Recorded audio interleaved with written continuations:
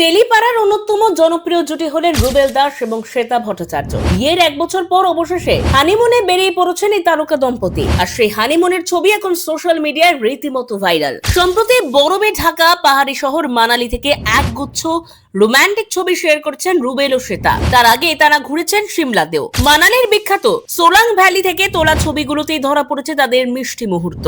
দুজনেই লাল রঙের puffer jacket পরে বরফের মাঝে একসঙ্গে সময় কাটাচ্ছেন, কখনো স্কি করছেন, কখনো আবার বরফের মধ্যে দাঁড়িয়ে পোজ দিচ্ছেন ক্যামেরার সামনে। এমনকি এটিভি বাইকেও দেখা গেছে এই তারকা দম্পতিকে। এই ছবিগুলো সোশ্যাল মিডিয়ায় শেয়ার হওয়ার পরেই ভক্তদের ভালোবাসায় ভরে উঠেছে কমেন্ট সেকশন। কেউ লিখেছেন মেড ফর ইচ আদার, আবার কেউ বলেছেন সাদা বরফের মধ্যে লাল পোশাকে দুজনকে একেবারে দারুণ লাগছে। আসলে 2025 সালের জানুয়ারি মাসে বিয়ে করেছিল রুবেল ও শ্বেতা, কিন্তু বিয়ের পর দুজনেই নিজেদের ধারাবাহিকের কাজে এতটাই ব্যস্ত ছিলেন যে তখন হানিমুনে যাওয়ার সুযোগই পাননি। শ্বেতাকে শেষ দেখা গিয়েছিল কোন গোপনে মন ভেসেছে ধারাবাহিকে, আর রুবেলের ধারাবাহিক তুই আমার হিরো সম্প্রতি শেষ হয়েছে। তাই কাজ থেকে একটু বিরতি পেতেই দুজনে বেরিয়ে পড়েছেন এই বিশেষ ট্রিপে। তাদের প্রেমের গল্পটাও কিন্তু বেশ মজার। ক্লাস 7 থেকেই একে অপরকে চিনতেন তারা, একসঙ্গে নাচ শিখতেন। পরে টেলিভিশনের জনপ্রিয় ধারাবাহিক যমুনা ঢাকিতে কাজ করার সময় তাদের বন্ধুত্ব গড়ায় প্রেমে। প্রায় 5 বছর প্রেম করার পর অবশেষে 2025 সালে 7 পাকে বাধা পড়েন এই জুটি।